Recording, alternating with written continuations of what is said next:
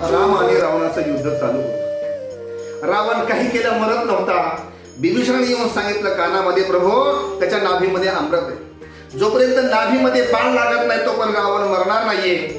प्रभूनं शिर संधान केलं, 31 बाण सोडले, 10 बाण डोक्यासाठी, 20 बाण भुजेसाठी आणि 1 बाण ज्यावेळेस नाभीत लागला रावण जीवने कोसळला. राम प्रभू जवळ आले.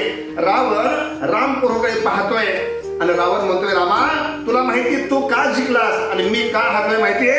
त्यावेळेस राम प्रभू म्हणताय, सांग मी का जिंकलो, तू का हारलास? त्यावेळेस रावण म्हणतोय, रामा एक वास्तविक पाहता मी तुझ्यापेक्षा सर्व दृष्टीने मोठा आहे. माझं कुळ ब्राह्मण कुळ आहे. जर माझ्या सत्तेचा विचार करावा तर समुद्रामध्ये माझी नगरी आहे.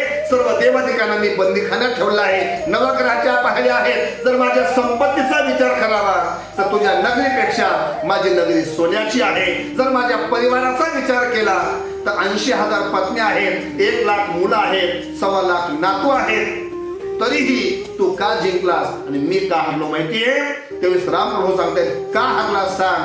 त्यावेळेस रावण म्हणतोय, रामा तुझा भाऊ तुझ्या सोबत होता आणि माझा भाऊ माझ्या विरोधामध्ये गेला म्हणून मी हरलो आणि तू जिंकलास. सज्जन हो, माझं एवढं सांगणं असेल, माणसं जपा, नाती जपा, बंधू प्रेम जपा, जीवनाचं कल्याण होईल.